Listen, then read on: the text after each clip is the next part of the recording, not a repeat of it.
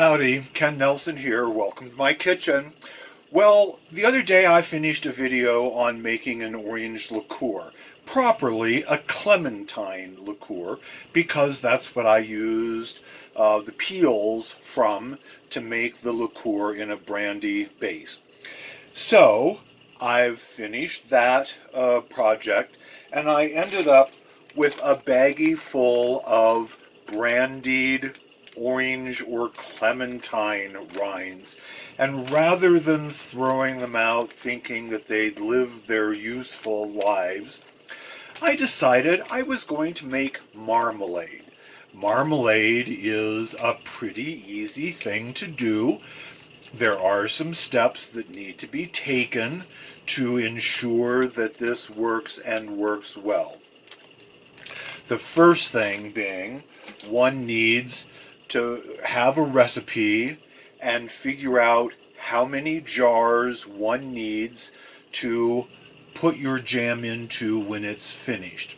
So the recipe that I'm using is for orange marmalade on a box of Certo liquid pectin. I have a tendency to favor it because it goes directly into a boiling liquid. The directions for doing it couldn't be more simple, and it just works out very nicely. I've not ever had a failure with liquid Certo. So, that being said, I'm heating my water to a boiling point. I'm going to sterilize my jars. The recipe says that I will get 6 cups of marmalade. I have half-pint jars that hold 1 cup apiece, and I have 7 of them, just in case I have a little overflow. But for right now, I'm going to cut up my orange rinds because they need to simmer in water for 20 minutes, even though they've been soaking in brandy, to make them nice and tender. So here we go. Now that I have my orange rind all chopped up into nice small pieces, I'm going to put it in a measuring cup just so I have some idea how much orange rind I've got. And if there are any big pieces, I'm going to take them out and cut them so they're a little finer. This is looking like there are about 2 cups of minced or sliced thin orange rinds. And remember, these have been soaking in brandy, so they're going to have a lovely, lovely, subtle flavor. Now, to this, let's add some water, because we need to simmer these until they're tender. And we have 2 cups of orange rind, and I'm going to use 2 cups of water. This is now going to go onto the stove, be brought to a boil, and then the heat turned down so that it can simmer for 15 to 20 minutes until the rinds are nice and tender. While my water is coming to a boil to sterilize my jars, and the rinds are cooking in a saucepan to become tender, I'm going to cut up a few of these clementines and use the juice from this and save it, and the rinds I will save for another purpose. So I have my handy dandy little juice squeezer here. We need to end up with 3 cups of liquid by the time we're done to make our orange marmalade from. So this will produce some nice juice, and we'll scoop out some of the pulp just to add to the marmalade mixture so that it has just a little pulp in to say that it's really real marmalade.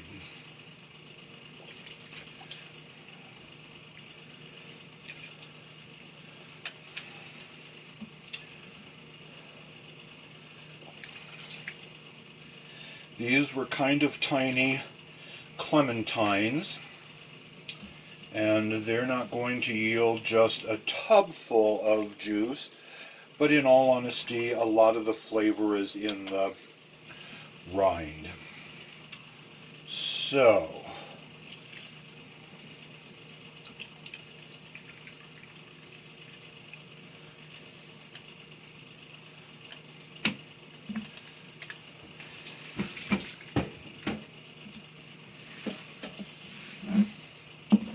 now let's use a knife and peel just a little bit of the pulp out of here so that when it goes into the marmalade, these are easy to pull out in one segment units.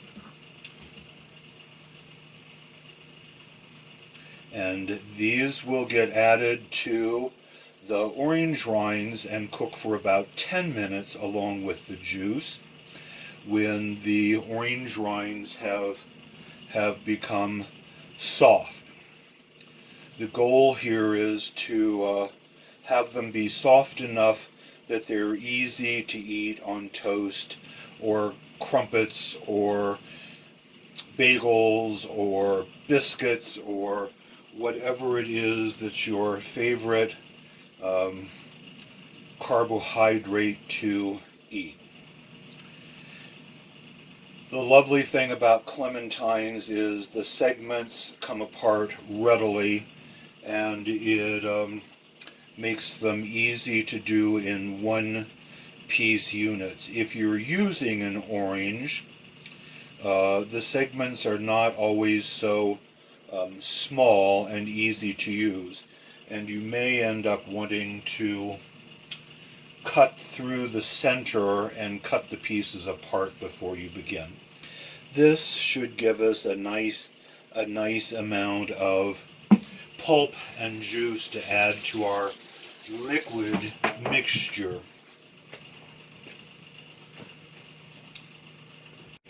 My water is boiling on the stove in a large pot. One by one, I'm going to put the glass jars in here. This will provide a liquid to sterilize them so that bacteria does not grow inside my jam. In my pot, I can put 4 jars at a time, and these will stay in here for a minute or two before they are taken out and put on a clean paper towel. Once the water returns to a boil, they can be taken out and used. Can you see the jars in there?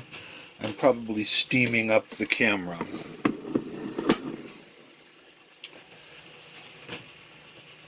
On the back burner of the stove, my orange rinds are cooking, and I have them set at low after they were brought to a boil. They will tenderize the peels so that they're easily used or easily chewed and eaten.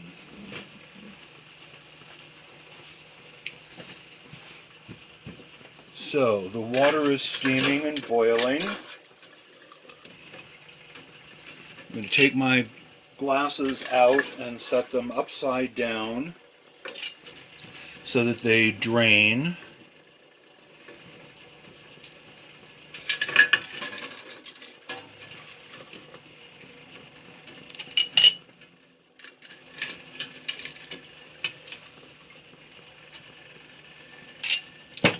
And then I'll add the last 3 so that they can get sterilized as well. Now that needs to come to a boil again, and this way our jars are going to be all lovely and ready to go. Our 20 minutes are up for cooking the peel of the mandarins. And what I'm going to do now is to decant as much of the liquid as I can so that I can measure it and see what we've actually got. There's 1 cup. I'm going to add that to the fruit pulp. And we know that we've got about 2 cups of orange rinds, although this might be less by the time it actually cooks.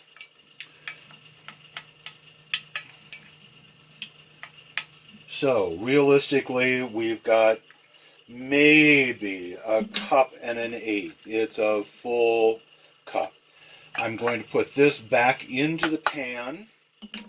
I'm going to put the liquid that we took off, and we had just about 1 cup of juice. Let's call it 3/4 of a cup. And to that, I'm going to add 1/4 cup of brandy, just because that's what we use to flavor the orange rind with, and I think it will be a nice flavor enhancer for our marmalade. Now this is going to go back on the stove and cook for an additional 10 minutes just to make sure everything's in good order. And to this, before I do that, I'm going to add 1/4 cup of lemon juice.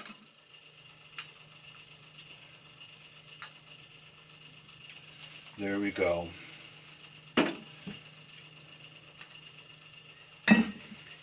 So, back to the stove. 10 minutes. The fruit pulp and peel have now cooked for an additional 10 minutes. And the recipe calls for 3 cups of liquid. So, I'm going to pour this out and measure it as we go, because any excess has to be removed, or any under shortage needs to be made up for. So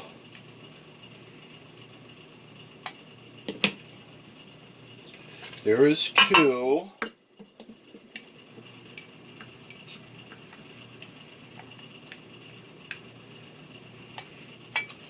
And this has cooked down, so I'm going to just add water at this point in time. We could add more brandy, we could add white wine, we could add any number of things, but water is perfectly neutral, and we need an exacting 3 cups for this recipe to work. Now, I've measured out 5 cups of sugar into this bowl, and I'm going to add that into my 3 cups of liquid. I'm going to stir this around so that all of the sugar is moistened before we put it on the stove. And when you're doing this, you want to put it in a pan with tall sides, because this is going to boil up, and it has to come to a rolling boil, which means not just a little puny boil. It has to boil until you cannot stir it down, and it has to be a pretty serious boil. Once it gets to that point, we set our timer for 1 minute and allow it to boil 1 full minute. Then, as per the directions on the Certo, we then add our packet of Certo, and we bring it to another rolling boil for 1 minute, then take it off the heat. So this is ready to go on the heat, and I'm going to transfer it now. Our pot is just now starting to boil on the outer edges. It's been maybe 4 or 5 minutes since I put this on the heat, and you can see from the surface that the bubbles are billowing up and coming to the top. At this point in time, it's worthwhile using a very long-handled spoon so you don't splatter hot sugar on yourself, and spoon this back and forth.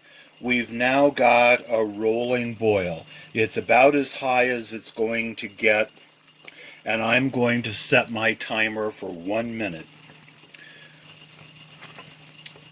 The instructions in the Certo box are very specific, and if you follow their directions, you generally have really good luck with making jams and jellies. I've never had one fail, where when I used to use just sugar and fruit and boil it down to a soft ball stage, I sometimes had jellies that were so hard you had to chip them to get them out of the glass, or they were so soft you had to use them for pancake syrup. So that's when I switched and started using Certo fruit pectin, because it just takes the mystery and the hard work out of this. We're now down to 11 seconds. I have cut the top off of my package of Certo, and right there was the buzzer for 1 full minute. I'm going to roll this towards the opening to get as much of the pectin out of here as I can get out. And now we boil this for 1 minute further. And I'm going to start the timer as soon as this goes back to a rolling boil. You don't start the minute timer from when you add it. You start it from when you go back to a rolling boil. It's very clear in the directions, but just so I don't mislead you, because I want you to have wonderful success with this. There we are, rolling boil. Now, 1 minute exactly. And we can take this off the heat. We can ladle it into our jars. If you can see the kettle in the back that I sterilized my jars in, I've kept the water hot in there by turning the burner down to low.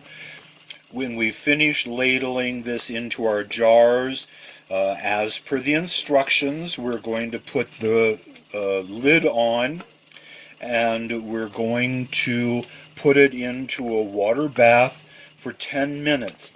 What that does is it creates a vacuum on the inside of the jar, and the rubber from the lid will mold to, there's our 1 minute. Turn the burner off, take the pan off of the stove. I need a trivet yet.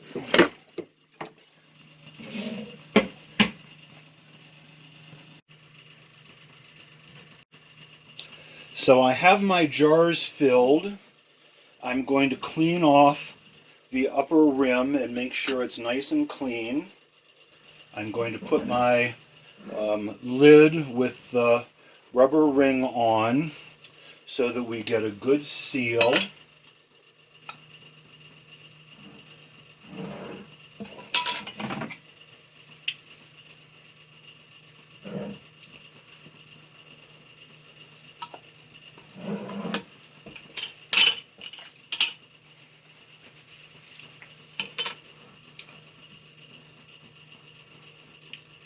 And once these are done, they're going to go back into the water bath so that the jars seal, so that they don't allow bacteria or anything else to come in here.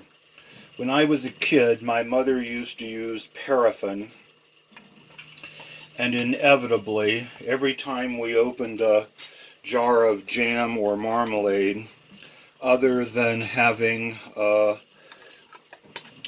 chips of paraffin go everywhere. We always had a little bit of mold that occurred underneath the lid. This resolves that issue, and frankly is a much nicer solution to storing jams, and that one might be for the refrigerator. Let's do this one. These jars are hot, so do be careful.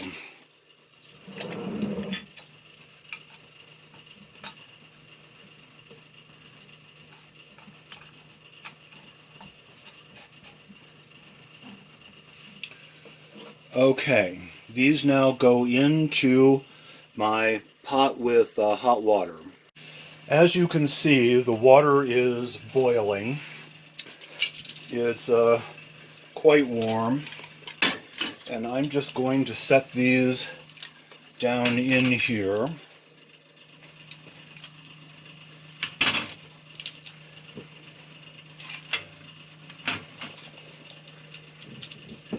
And some of them may have a little moisture that evaporates.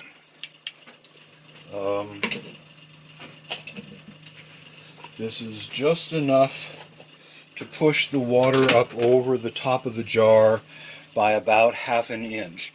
These are going to stay in this water bath for about 10 minutes. I'm going to set my timer.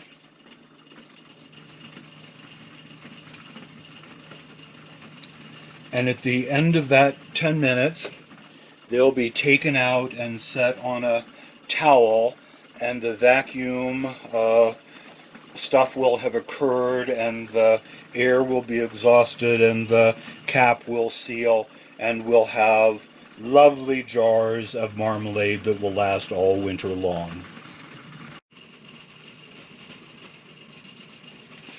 Our timer has just gone off, announcing 10 minutes has gone by in our water bath, and I'm going to take this off the stove. The water was at a gentle boil the entire time this was on the burner, and that's as it should be. Now, these jars are very warm. They're a little tricky to get with a set of tongs, and it's only because I'm not being mindful of getting out my jar lifter and using this, but taking these out and setting them on a nice clean towel. They need to cool substantially, and during that time we'll hear the lids ping as that one's just did it as we took it out. We'll hear the lids ping as they start to cool. That one pinged as well. Ooh, and this one has pinged. So we know we have a good vacuum, and our lids have sealed. That's what one needs to be careful of. Making sure you get these so they don't splash and don't drop. Okay, there we go.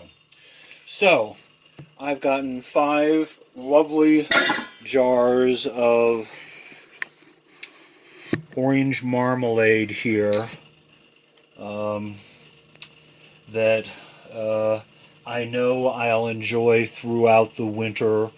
I'll make biscuits or scones or different things to put them on, and each time this will remind me of the first snow of the season and the tangerines that I bought and enjoyed so much. Cheers!